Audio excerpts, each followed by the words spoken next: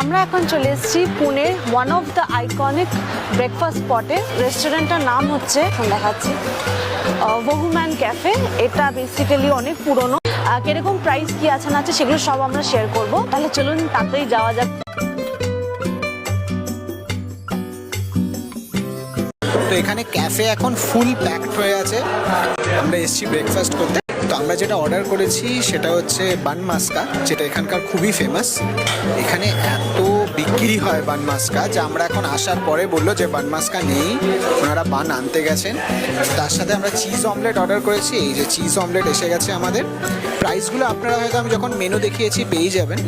দুটো cheese omelette আর এই দুটো হচ্ছে কফি, তার সঙ্গে আমরা স্পেশাল চা অর্ডার করেছি, আর তার সঙ্গে রয়েছে হচ্ছে বান মাস্কা। খাবারগুলো জাস্ট অপূর্ব ছিল, মানে ওয়ার্থ দ্য ট্রাই। এটা যে কেন জায়গাটার এত হাইপ রয়েছে সেটা গিয়েই বোঝা গেল। বান মাস্কাটা প্রচন্ড ভালো ছিল, একদম সফট বানগুলো।